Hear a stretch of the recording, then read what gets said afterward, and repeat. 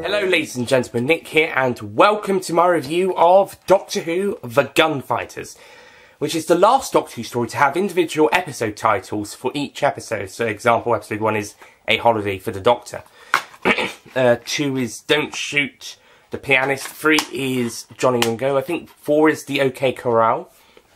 So they're the last ones for individual episode titles until 2005, when the show's revived and each episode has its own individual title, apart from The End of Time, which is The End of Time Part 1 and The End of Time Part 2. Even then, those could be considered individual episode titles as well, by some people. Try not to break the disc.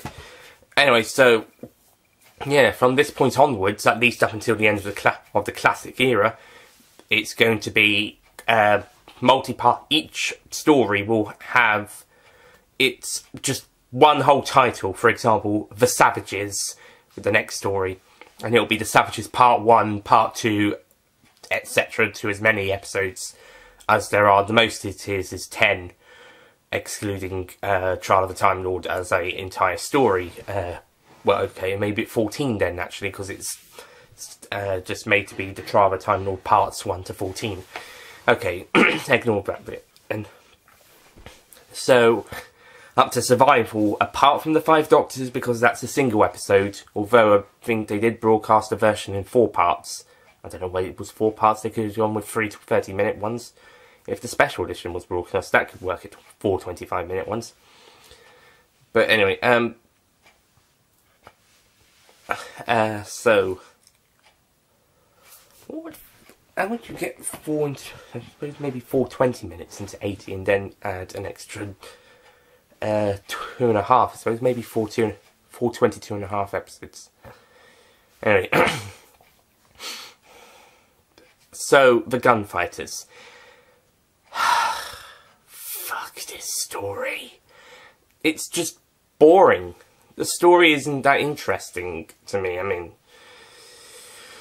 I'm not really a big fan of westerns anyway, but this just wasn't that interesting, wasn't that engaging. I suppose it was more Wild West cliche, but it just wasn't that fun Wild West cliche stuff like Back to the Future Part 3. It was just dull.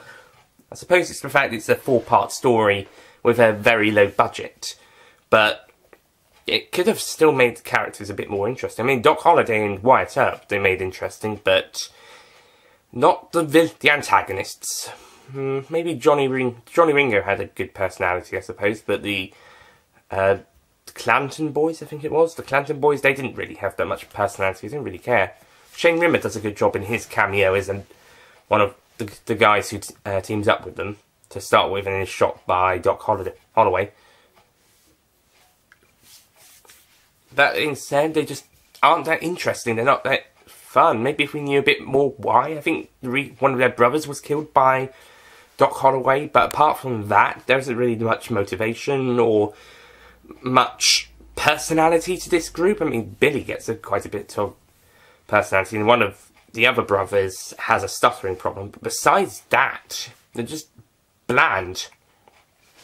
I got more from Doc Holloway, who was a pretty good character, and the same from Wyatt Earp. The sheriff was even more interesting, and he had even less to do. Kate was a good character, I'll say. She was fun.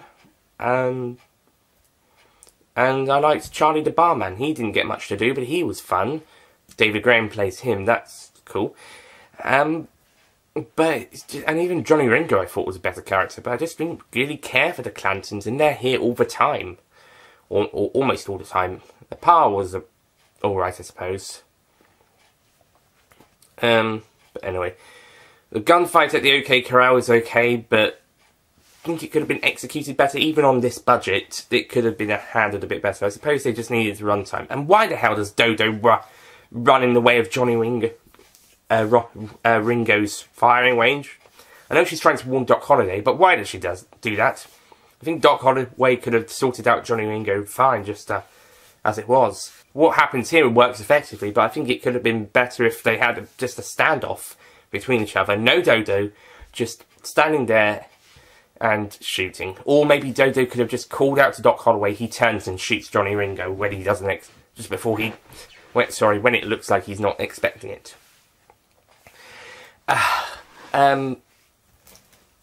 I'm not too keen on the Doctor being thought to be Doc Holloway bits, but I do think it is necessary for the plot.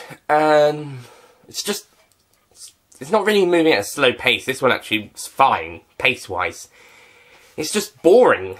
It's just not that interesting. But I haven't got to the worst bit about this story yet. And it's the bit that I think... I know Ollie Page, aka Mr. TARDIS 11, he absolutely hates this, but the thing that put him over the edge, I suppose, in a way, and I think I have to agree, is the fucking song! Jesus! The Old Chant Saloon, the Ballad of the Old Chant Saloon. They play that song every chance they get. It keeps going on. Even though there's different lyrics and it relates to the plot, it's so annoying. I would have been fine if it was just used at the start and the end of each episode. But, no. Just fucking stupid. Dodo even stops for a minute to listen to it at the end of the song episode and starts bobbing along to it. The Doctor even calls her out for it. I don't know if it's this I think it's actually the Ark, sorry. I was thinking there was a really awkward shot of Dodo's face, but I think that's the Ark. But there was a very awkward shot of it. So, yeah, that's another thing that the Ark did wrong. A very awkward close-up of Dodo's face at one point. I think by this point, Dodo is starting to be a bit more of a character, and Jackie Lane's performance has improved since she started out, and I think she did do better with Celestial Toymaker. But she's still not one of the best companions, nor is Lane one of the best actresses. I think that's why she's decided not to be involved with Doctor Who afterwards, because she wasn't really that fond of the character. Possibly, that's my theory. Or maybe she knows people weren't that fond of her. But anyway, back to that song. Shit song. I do like the bit where Stephen and later Kate have to sing it at the Last Chance Saloon.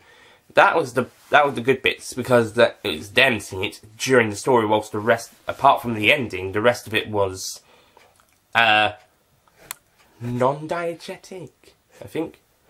Whilst at the end it was diegetic, as Dodo could hear it. Same for the Stephen and Kate singing bits. But like I said, it would have worked better if it was at the start and the end of the episodes. That's it. Just, yeah. And those bits, the Stephen and Kate singing bits, and the bit at the end being the start and end bits for episodes 1 and 2, and end for episode 4.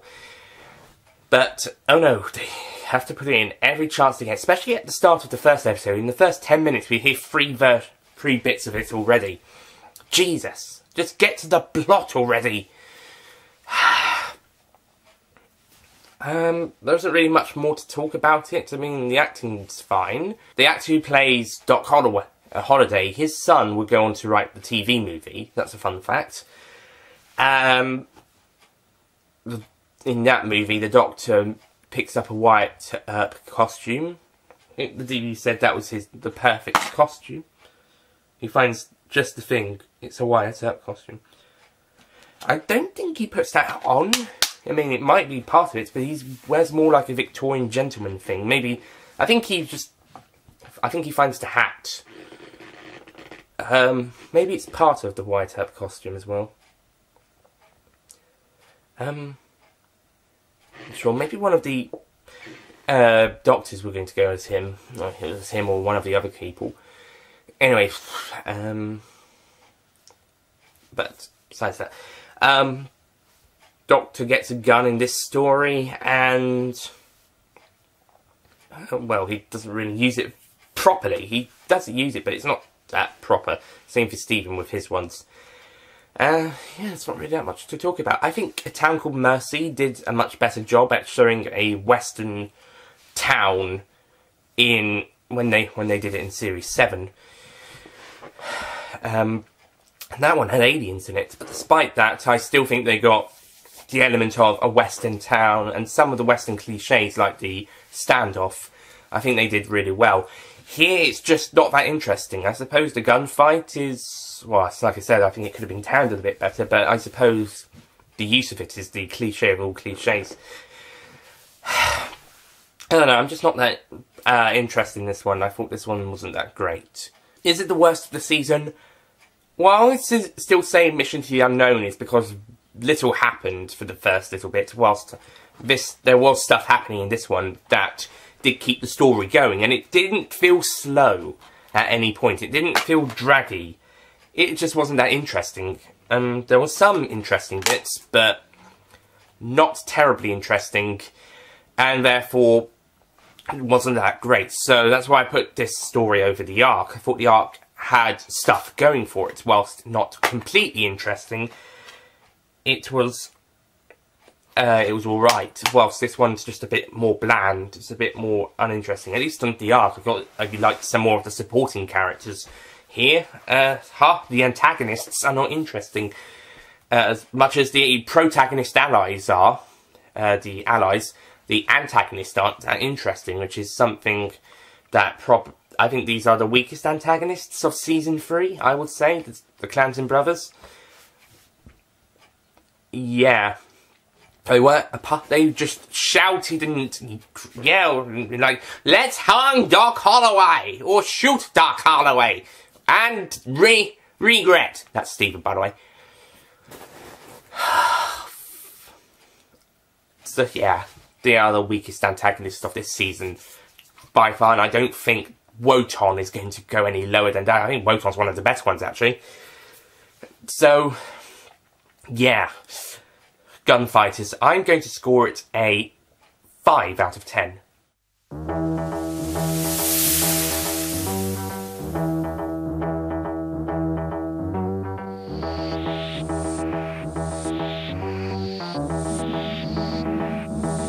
I was considering 6, but the song, if the song wasn't used as much as it was in this story, it could have been a 6. But as it stands, it's a 5. And I would say if the song played more times, then it could have made me nudge my opinion down lower. So it just gets away with a 5 instead. Well, it doesn't just get away with it, but any more uses, then it wouldn't be. It'd be lower. So, what's the Gunfighters? Yes, unlike last time where Classic Who did a better Clara and Cyril to the new series, this time we got a better... The new series did a better Western story than this. So, well done, A Town Called Mercy. New Who fans, give yourselves a round of applause and smile. And I would still say Mission to the Unknown is the weakest story of this season, because, like I said, stuff doesn't really start happening until the Daleks get there.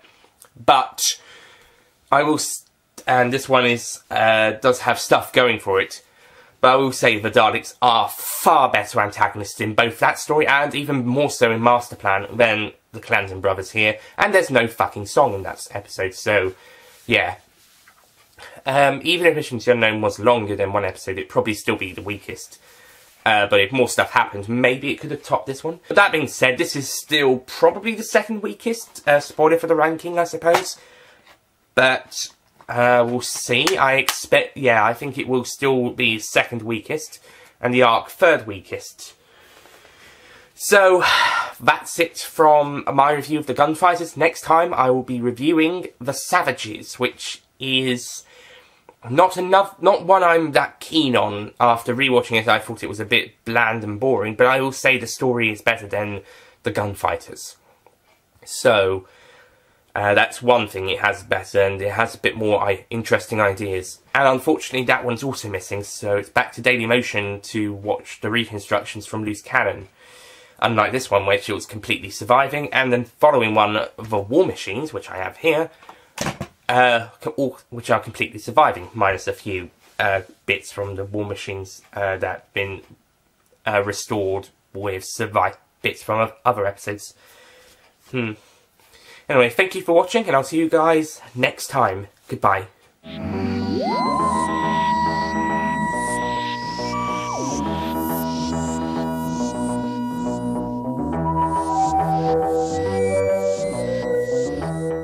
Don't forget to click below to subscribe to the official Nicholas Payne Retro YouTube channel.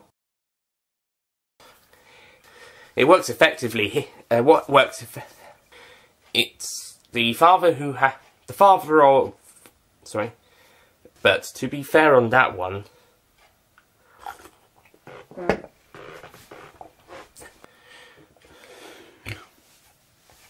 But that means. So thank you for